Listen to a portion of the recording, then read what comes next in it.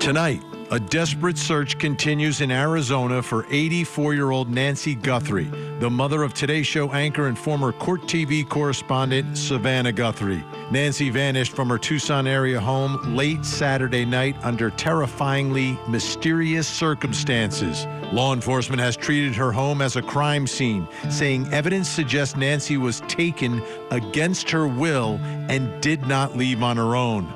Blood found at the residence has been confirmed as hers, and key surveillance devices were disabled in the early morning hours, deepening concern. Why would someone abduct an 84-year-old woman under darkness in the early morning hours?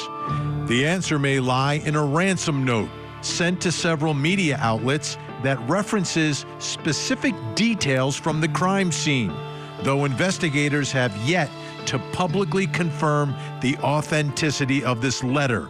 With a deadline approaching, concern is growing. Nancy is considered a vulnerable adult with limited mobility and critical medical needs, which makes the urgency in bringing her home all the more grave. Meanwhile, Savannah and her siblings have made direct pleas to the author of the ransom note, asking for proof of life, asking for further communication so they can bring Nancy home. Tonight, all the latest information that's been released by law enforcement. We are live from Tucson as the search for Nancy Guthrie continues. I'm Vinny Politan. Thank you for joining us tonight here on Closing Arguments. And yes, that deadline has now apparently passed. And it is Monday. And Nancy Guthrie is still missing. Where is she? Why was she taken? There are so many questions surrounding this story. And obviously, the information that we get, we bring to you. But there's a lot more information that investigators may have, that the family may have, that they haven't made public. So a lot of the pieces here aren't necessarily fitting together very well. But at the end of the day, the only thing anyone cares about is bringing Nancy home, and she is still missing. Now, obviously, this past weekend was a busy weekend for lots of folks. Many people watching the football game and getting together with family and all of that. But there were a whole lot of people that were still invested in where is Nancy Guthrie. And the coverage continued over the weekend, and the work of investigators continued over the weekend. We saw at Annie's house flashes of light in the darkness. So investigators went over to Nancy's daughter's home. It's about 4 miles away or so, about 10 minutes away. Saw some flashes of light over the weekend. What was going on at Annie's house? But we know investigators were working. We also know that Savannah and her siblings made another plea saying, we will pay. And what a big moment that was, right? If there's a ransom out there, now you've got the people saying, we will pay.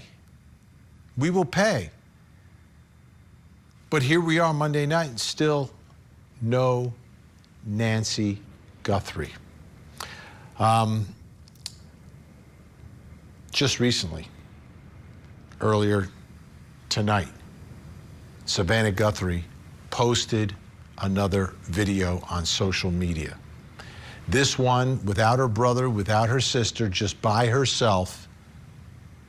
She's got her phone in front of her. She's recording herself. Let's take a look. Hi there, everybody. I wanted to come on and just share a few thoughts as we enter into another week of this nightmare. I just want to say, first of all, thank you so much for all of the prayers and the love that we have felt, my sister and brother and I, and that our mom has felt. Because we believe that somehow, some way, she is feeling these prayers, and that God is lifting her even in this moment and in this darkest place. We believe our mom is still out there. We need your help. Law enforcement is working tirelessly around the clock trying to bring her home, trying to find her. She was taken and we don't know where. And we need your help. So I'm coming on just to ask you, not just for your prayers, but no matter where you are, even if you're far from Tucson, if you see anything, if you hear anything, if there's anything at all that seems strange to you, that you report to law enforcement. We are at an hour of desperation, and we need your help. You can feel the desperation coming from Savannah. You can feel it coming through the screen. A couple things she said there that really stuck out to me. One, we believe she's still out there. And I think that was important because the prior video saying we will pay, a lot of people watch that, myself included. You watch it and you're thinking, does she know something about her mom? That her mom's no longer alive? Like, you got that feeling. It had that vibe. Those words weren't spoken, but reading the body language and between the lines, it almost seemed like they knew that Nancy was no longer alive. But today's video gives me a different feeling and gives me a different hope that they believe she's still out there. And when she says still out there, to me that means she's out there. She can still come home alive, which would be so important. But the other obvious theme there was we need your help. This is the desperation. Law enforcement is doing everything they can, but how about everyone else's eyes and ears? Have you noticed anything anywhere? You know, a neighbor acting strangely, strange vehicles, someone acting suspiciously, something that just is not adding up. You got to make the call. You got to make the call. All right, let's bring in Court TV field reporter Cody Thomas, who is live outside Annie Guthrie's home in Tucson, Arizona. Cody, good to see you tonight. So let's talk about Annie Guthrie's house. Anything going on there tonight? Actually, Vinny, no, it's very, very quiet here. Of course, they still have the private security out front in the driveway blocking any cars that aren't the residents here from coming in. We haven't seen anybody go in and out. There's a very minimal media presence here, maybe 3 or 4 local outlets, including us here. Very quiet, nothing really going on, very stagnant. We haven't seen anything going on in the windows. You know, over the weekend we saw what looked like flash photography in the garage. We can't see anything through any curtains here. Right now, again, very quiet. But Vinny, we did within the last hour get an update from the Pima County Sheriff's Office with, you know, a few updates where they are in the investigation. And that update goes as follows. It says, we do not have any additional information to release publicly this afternoon. There are no press briefings scheduled at this time. Sheriff Nanos is not conducting one-on-one interviews and remains the sole department spokesperson. Many of you observed an active law enforcement presence at the Guthrie residences over the weekend. That activity will continue tonight and into tomorrow as part of the ongoing investigative process, including the expansion of the search and follow-up on new leads. The FBI is handling all aspects related to any ransom note or notes or communications involving the Guthrie family. And of course, Vinny, that anticipation today, you know, the deadline out here local time, it's 6:08 local time. That deadline was for 5 p.m. local time out here. And we've seen no movement neither at Nancy's house nor here at Annie's house. So, you know, once we know something, you guys will know something. Yeah, and I've got to think, if the family is staying there, because at one point they were all staying there, the 3 siblings, if something happens, police will go there, let them know, probably tell them in person and brief them, or if they need to go somewhere, to be somewhere. So that's important, but very quiet right now. Let's talk about the weekend again. Let's get a little more into that. What about the weekend at Annie's house? And you mentioned that they may be going back there tonight. Yeah, Vinny, so specifically Saturday night, that's when we saw police activity, whether that was FBI or Pima County Sheriff's activity, authority activity out here at Annie Guthrie's house, going in and out of the garage. People reported seeing, again, what looked like flash photography in the garage. But Vinny, according to one report by News Nation, it says, quote, Police were seen at daughter Annie Guthrie's home late Saturday night after the family issued another video message to their mother, Nancy Guthrie's supposed abductor. Through the shaded windows, photo flashes could be seen going off numerous times. After nearly 3 hours, deputies were seen coming out of the home with blue gloves and brown bags. So, Vinny, unclear exactly as to what they were searching for in the house, what was in those bags, but it seemed very intentional. Of course, the investigation is still very intense out here in the Catalina foothills in Tucson, Arizona. All right, Cody's going to stick around. Now you've got more information for us. Thanks, Cody. At this point, let's bring in our think tank tonight. Joining us, criminal defense attorney and former prosecutor Al Wunsch III, along with criminal defense attorney Darnell Crossland and family law attorney Jennifer Brandt. Okay, there are things that are not, like, obviously a lot of things aren't adding up here, but there's two tracks that are happening here that don't seem to be in sync. On one track, the family together, all three siblings, saying we will pay, while shortly thereafter they're taking some sort of photographs and going into Annie Guthrie's home, the sister, where the sister and brother-in-law, Tommaso, live, where the family's been staying at times here. Those two tracks seem so different and out of sync. Maybe someone here can make some sense of it, and I'll throw it out to the crew. Al, why don't you start us off, then jump in there, guys. Okay, well, it doesn't make any sense to me. In my opinion, they said they were going to pay. They haven't paid because there's no one to pay. I don't think those notes were real. I still don't believe that they're real.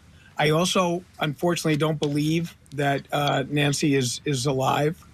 The fact that they were checking the things that they were checking at the house, going into the sewer system and things along those lines, demonstrates to me that they're not treating this the same way they were.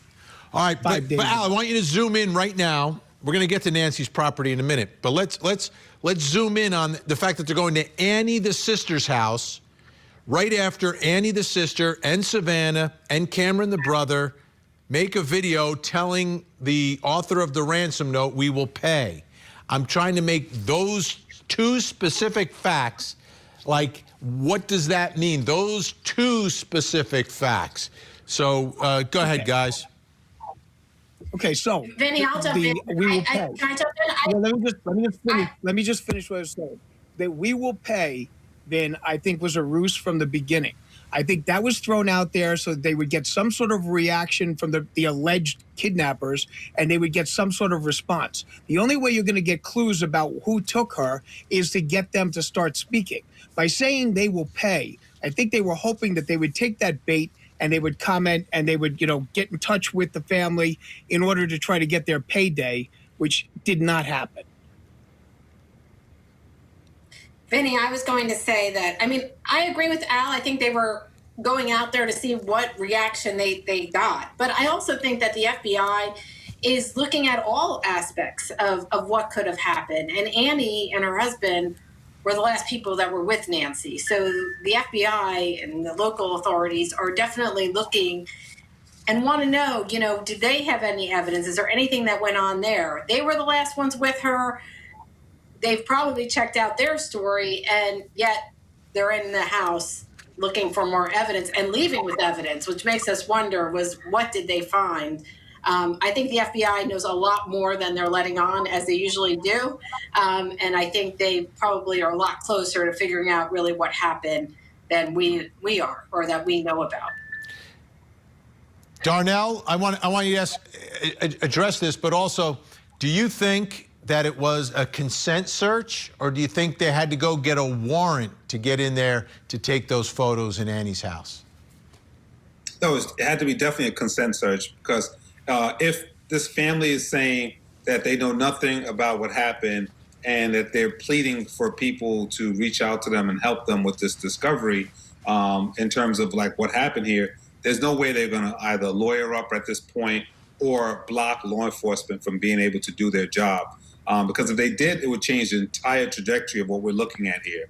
What I'm seeing is two things in terms of a conflict. I'm saying if there is someone out there with a ransom notice, the last thing somebody with a ransom notice wants to do is to deal with law enforcement. So it's kind of hard for them to try to deal with the we will pay, but then you got cops all over the place and you got the feds all over the place. That's not making for a comfortable situation. So they will, at that point, sometimes actually exterminate the person and just abort the whole mission because there's no way they're going to actually be successful with the FBI all over. So the two tracks aren't really complementary of each other. A ransom negotiation with all these cops. So I think that's where the conflict lies. Now, you know what, Vinny?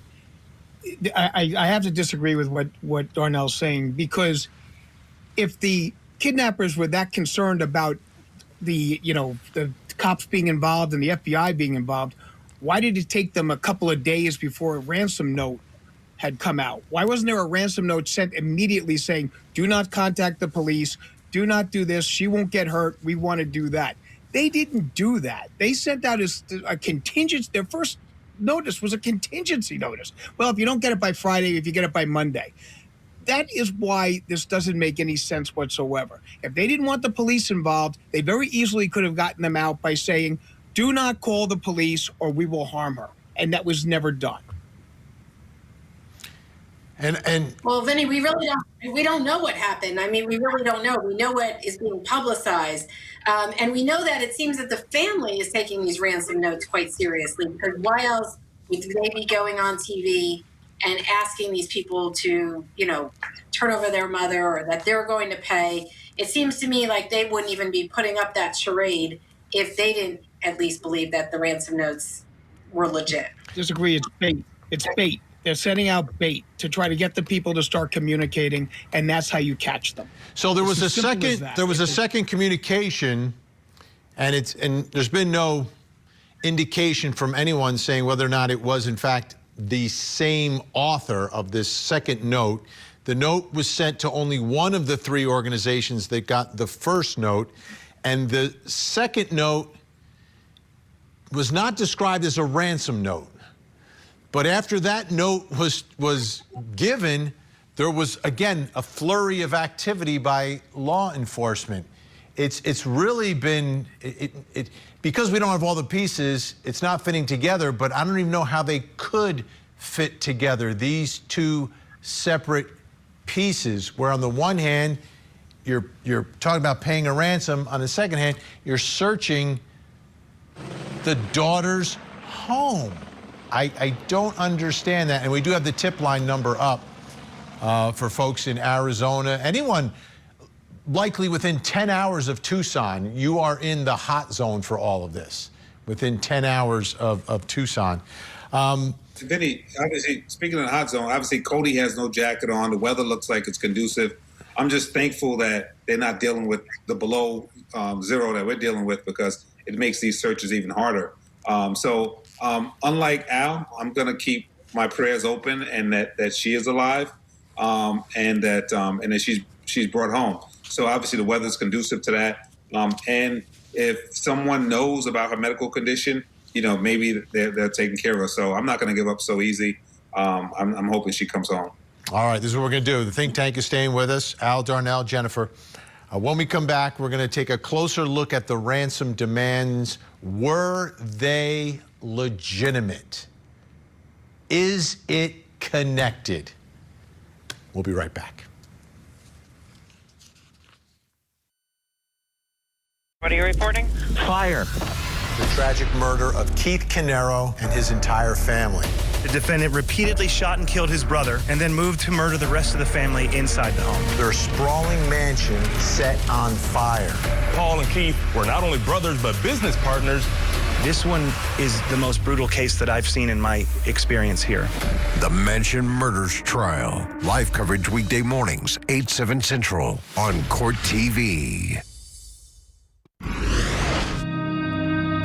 We believe that somehow, some way, she is feeling these prayers, and that God is lifting her even in this moment and in this darkest place. We believe our mom is still out there. We need your help. Law enforcement is working tirelessly around the clock, trying to bring her home, trying to find her. She was taken and we don't know where. And we need your help. Looking for help tonight.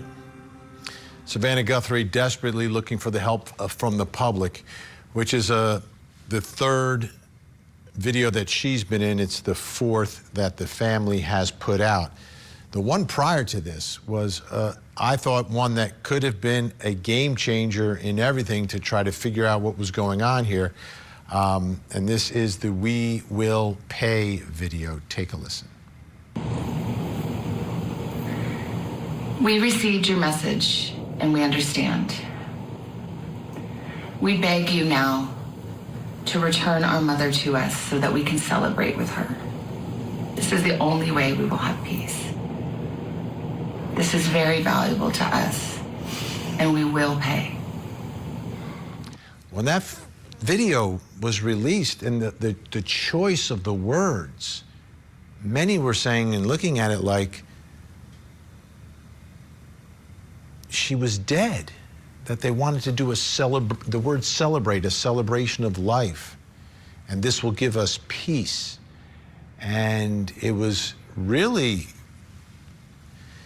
very powerful, and to the extent that there was this level of sadness that I felt watching that video that I thought was coming from the video. But then tonight, where Savannah is saying we believe she's still out there, to me, is a much different tone and outlook, and gives me renewed optimism that you may have the result that everyone is hoping and praying for in this case.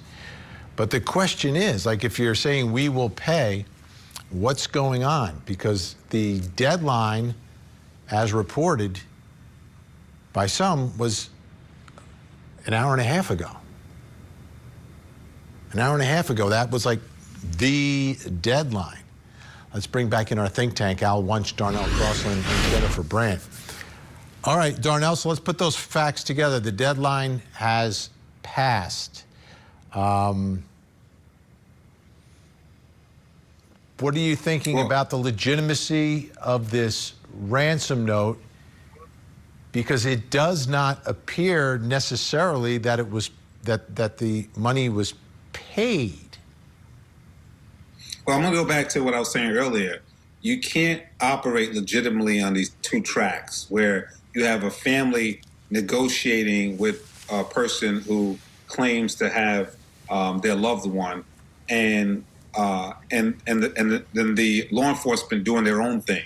If this was legitimate, law enforcement will be involved. They'll have, like the movie Hostage Negotiator with Samuel Jackson. They'll have someone who knows how to talk to this person, whether in writing or coaching the family about how to send the cues out. There's two different tracks. So I don't believe that law enforcement is even taking this ransom thing seriously. They're doing law enforcement work, which is treat this thing like a crime and back it out from there. Everyone's a suspect, and that's what they're doing. But in terms of what you said earlier, in terms of the family feeling like it's a celebration of, like a homegoing celebration, and then again feeling like she's still alive, I think, Vinny, that's to be expected. One day, one moment you feel like, it's over, and you try to lean into that, and then someone says, hey, pull yourself together and let's go the other way. So that it must be super painful. So I could imagine they're going up and down. So I think that's par for the course. Let me put a couple more things in the mix here. This is from TMZ. A Bitcoin account allegedly set up to accept funds in exchange for Savannah Guthrie's missing mother, Nancy, is still sitting empty Monday morning, right? So the we will pay was over the weekend. Monday morning, TMZ is saying that the account was still empty. It's unclear how long it typically takes for accounts to update, but as of now, the confirmed balance in the publicly viewable account stands at zero with no transactions recorded. And that's the thing about Bitcoin on the blockchain, is that if the payment is made, you're going to see it in that Bitcoin address. I had Mike Ring on the show. Take a listen to what he said about, he's a cryptocurrency expert. It's what he does for a living. What his view about the Bitcoin payment of the ransom. I'm kind of I've listened to your show. It's a great show tonight, Vinny. I'm of the mindset that the person asking for Bitcoin is not actually the person who holds Miss Guthrie, and I'm sorry to say that I have no knowledge to do it, but Bitcoin is not what you want. It is too easy to trace in today's world. The different blockchains I would submit to, and I don't want to say it on the air because I'm not promoting this, but Bitcoin is the most monitored, especially now. This would be the worst cryptocurrency to take. And basically what he's saying is it would be virtually impossible for the person to not be detected, whether it's by law enforcement or the hundreds of thousands of people who will be keeping an eye on this particular Bitcoin address, for the person to ever try to move the money and actually take the money from this address that was created to like fungible funds that they could use. So Jennifer Brandt, why don't you start us off with all the things in the mix here about the legitimacy of the ransom note and or the connection to the abduction of Nancy? You know, Vinny, it's hard for me to believe that this is not being orchestrated by the FBI and law enforcement, because how could they, they can't operate separately. Savannah and her family, they know that law enforcement is looking for their mother. I mean, they're around her house, they're at the sister's house, and I'm sure they're speaking with them in terms of what is the proper protocol, what to do. So it's hard for me to believe that they're just out there kind of on their own, getting on TV, getting on social media, and asking for return of their mother. You have to feel that the FBI is coaching them and is behind all of this. And why they're doing it, we don't really know. It doesn't make sense for all the reasons that we discussed tonight. I mean, that if they were really looking to talk to kidnappers, it wouldn't be so public, and it wouldn't be with law enforcement doing all they're doing. So I don't know the reason why, but, as I said before, I think there's probably a lot more going behind the scenes that we don't know about. Hopefully they're getting in closer to finding what happened to Nancy Guthrie. But I just can't imagine that, these words that are being said by Savannah and her brother and sister about celebrating their mother or bringing their mother home or whatever are just random. I think it's well thought out, and we just need to wait and see how this plays out. I disagree. Okay, I will say that when I saw the speech that they gave, okay, it seems so unnatural to me that initially I thought to myself, whoever wrote a ransom note may have said to them that if they are going to be communicating and they are going to be paying the funds, they have to use certain words. And the words that they were injecting into it, like celebrating this, that, was not a kind of word you would use under those circumstances. Okay, you're not celebrating anything. Okay, but I thought that was the situation. But as you know, Vinny, in the Tangent podcast, I said on Friday morning that Bitcoin is the easiest and the most traceable type of remuneration that you could possibly be using. And that's why I thought this was a complete farce and a hoax. And I still believe that, okay? They may have been using words along those lines because it was in a note. But I'll tell you this, there's no way that is the individual who took poor Nancy. And it is just an anathema to me that, people are giving this credence and everything else. It made no sense. Nobody kidnaps with a contingency note. Nobody waits a couple of days before they send the note, okay? All of that has not made any sense to me. And that 41 minutes that they were in that they were in the household with Nancy, whoever was in there, is another reason why I'm even more doubting that this was a kidnapping. And I told you before, FBI statistics with regards to the kidnapping of octogenarians is at a zero. Zero. It's not happened. Okay? So this whole case has never made sense with regards to a kidnapping from the moment I heard about it. All right. And I've been proven right in most of the instances. Stay where you are. When we come back, we're going to take a look at what happened over the weekend at Nancy's property.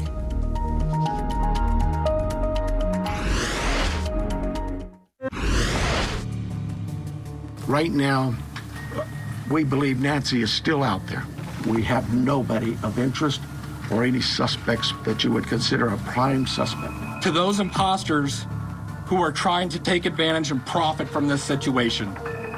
We will investigate and ensure you are held accountable for your actions. Investigators have been working around the clock. I mean, Savannah Guthrie said it, and it's true. Like, we've seen them, the level of investigation and how many hours they're putting in different areas. Lori Jane Gliha from Scripps News Group has more on those efforts. The search for Nancy Guthrie now stretching into a second week. Every hour is more difficult. There's no question about that. A looming ransom deadline to pay a potential kidnapper is rapidly approaching. According to Scripps News Tucson station KGUN, a ransom note it received demanded $6 million in Bitcoin by 5 p.m. on Monday. Guthrie's children released another video Saturday on social media, appearing to suggest they'd pay that ransom. We beg you now to return our mother to us so that we can celebrate with her. This is the only way we will have peace. This is very valuable to us, and we will pay. Investigators searching for Guthrie were on the scene at her home again over the weekend and searched an underground tank on Sunday. They also seized a car from her home on Friday. Then, on Saturday evening, multiple Pima County Sheriff's deputies spent time inside daughter Annie Guthrie's home and appeared to collect evidence. That home was the last place Nancy Guthrie spent time eating dinner and playing games with family before her disappearance from her own home. They're being more thorough. They're going back into the crime scene. They're looking again, and they're looking at everywhere that they possibly could have missed. Investigators say they still have not identified any suspects, persons of interest, or vehicles connected to this case. On Monday afternoon, Savannah Guthrie posted a new video to social media asking for the public's help. We believe our mom is still out there. We are at an hour of desperation. Let's go back out to Court TV field reporter Cody Thomas, who is at Annie Guthrie's house tonight. Cody, tell us about the search over at Nancy's property over the weekend. Yeah, Vinny, specifically on Sunday, we saw some police activity there, along with the giant media presence that's been there for the past week. And Vinny, we have video we want to show you now. We saw police on the backside of Nancy's house searching the septic tank system, the sewage system on Nancy's property. Unclear as to what exactly they were looking for. You see them down in a manhole, searching the sewage system. Don't know exactly what they were looking for or what tipped them off to look there, but that search seems very specific. It seems very intentional, I would say. And Vinny, also, alongside that, we saw lots of people when I was out there on Sunday, people coming up, paying their respects, neighbors, people in the community coming to drop flowers near the mailbox at Nancy's house. There's a sign out by the mailbox that says that the community, the neighbors, are with the Guthrie family. Definitely a community, Vinny, that is grieving right now during this time alongside the Guthrie family. Absolutely. And we're looking at some aerial shots of the property. And, to search that property, it's an acre's worth, but it's like, it's there's some vegetation there, but it shouldn't take forever to be able to canvass that whole yard. Yeah, exactly, Vinny. It's very dry out there. It's pretty remote. It's not your typical subdivision. And, like you said, it's an acre's worth, but it's not some, sprawling expanse to where you'll miss something. I would imagine, being out there in the neighborhood and looking at the property. So, again, unclear as to what tipped them off to look specifically in the septic and sewage system, but guess we'll find out as the updates continue to come out in this investigation. All right, Cody Thomas in Tucson tonight. Thanks so much, Cody. Let's bring back in Al Wunsch, Darnell Crossland, Jennifer Brandt. All right, Darnell, what do you think about the search at Nancy's property, specifically like opening up these manhole covers and perhaps going into the septic system? Yeah, I think Cody was right. They're now starting to say, in the beginning, okay, she's an older woman. They ruled out dementia. They ruled out whether she could have just wandered off. But they were still giving some latitude, some space to maybe this is not a criminal situation. But I think they're now reassessing this and saying, you know what, we really have to hone in on this as a crime. And, again, it's uncomfortable, as I said in the first time we rolled this out, but they have to even look at family members. Who has something to gain? Who may have known something? And they're taking evidence out from the sister's house. They're looking at specific places like a manhole cover. That's specific. She didn't just wander and jump in the manhole cover. or in a sewage. So they're now starting to look at very, very specific areas based on an idea that something wrong happened here. Yeah, are we surprised that all of this wasn't done initially, Jennifer? Are you shocked that, hey, they're going back? Like they've gone back several times now, and it could be based on specific information that takes them there. But isn't that a place you might look initially? Well, maybe not. I think that initially they were focusing in on the house itself, and there was some blood droplets around the house, and trying to piece together what could have possibly happened. I mean, if they thought that someone really did remove her from the home and take her away, then, no, they would not necessarily be looking in the sewage system or in the, in manholes on her property. They probably would be trying to look elsewhere.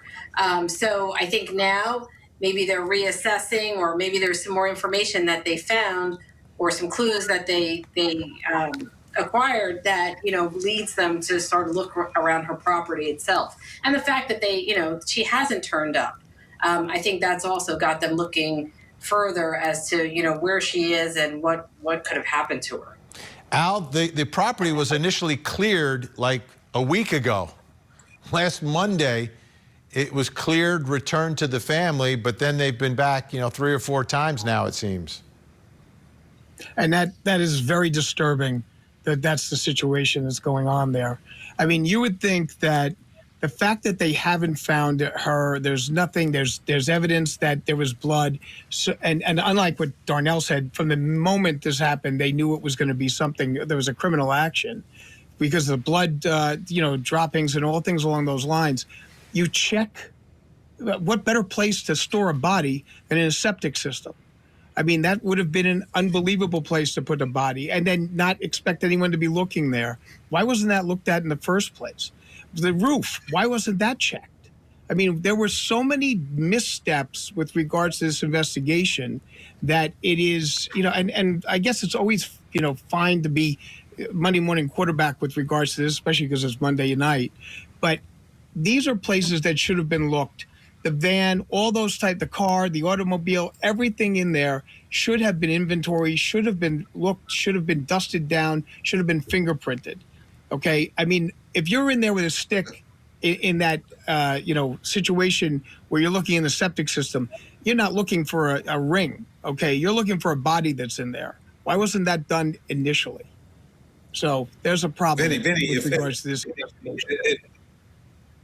If this was the NFL, I just want to say that Al will get the Heisman Trophy for Monday morning, a Monday night quarterbacking or whatever you said. Because these theories, bro, listen, it's clear that the police wasn't looking at this as strongly as a murder case in the beginning. They knew something went wrong. They knew that maybe she might have been out there. He tossed around this idea that it's not really a ransom, it's a smoke screen, etc. But now I think that they're doubling back with the help of the FBI and now going over everything as though this is a murder scene. Remember, we always were learned on Court TV, you treat it like a murder scene and you dial it back as you need to. But they didn't do that at first. So I think now they go in there, and if they have to dial back, they will. But they're ramping it up because they have no choice at this point. And that's why Darnell will never get the Heisman. I don't think they thought it was a murder at first. I mean, clearly they just thought she was taken somewhere. So that's why they weren't doing all that they're doing now. And now that the time has gone by and it seems more likely that she's not going to just be returned, I think now they're looking everywhere they can. Let me ask you this, because obviously this story... Yeah, let me throw this out, Al. You have to expect worse. Before we run out of time. You have to expect the worst, and you work, like Darnell's right, you work down from that. You always start from that situation. There was no note at that time. You would have been looking to see that she had been murdered, especially with the blood evidence that was there. Now, do you think this story obviously has taken on a life of its own, right? This story, there are news networks that cover politics nonstop, that dropped politics for this and have been doing this around the clock. Do you think, number one, investigators expected this level of intense coverage? And do you think that the criminals, the home invaders, the intruders, the abductors expected this. Let's go around the horn. We'll start with Darnell. Yeah, I would say they have to, Vinny. I mean, Miss Guthrie is a household face and name, so they had to. But like with everything, you think it would, and you don't know for sure. But then once it takes on a life of its own, it even makes investigators work harder. Say, hey, we can't brush this under the rug. So I think we expected it, but maybe the level. We did. Like, I understood it. Like, the first time I saw it, I said, this is a big story. But Jennifer, do you think the sheriff did? And do you think the abductors did?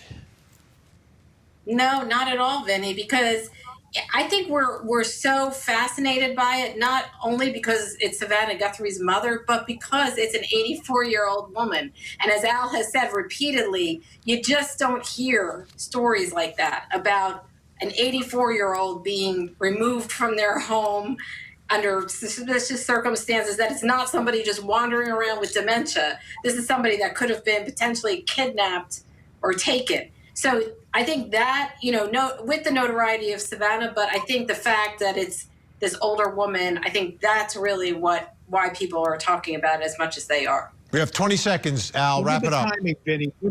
Look at the timing. The timing was right before the Olympics. Savannah was supposed to be at the Olympics. Okay, so how could they not think this would be a situation that was going to explode on the screen? Okay, NBC spent a lot of money with regards to these Olympics. She's not going. It's right at that time. So everyone had to have expected that there was going to be an incredible amount of publicity. Al Wunsch, Darnell Crossland, Jennifer Brandt, thank you so much. When we come back, something else you need to know tonight. Join Court TV's Vinny Politan with the latest and breaking true crime stories. Now, let's look at the other side of all of that. Vinny Politan Investigates, tonight, 9/8 Central, only on Court TV. A deadly school shooting. I just started hearing gunshots. Now, the father of the alleged shooter is on trial. Mr. Gray knowingly allowing his son to possess a weapon. The Gave My Son a Gun murder trial, this week on Court TV.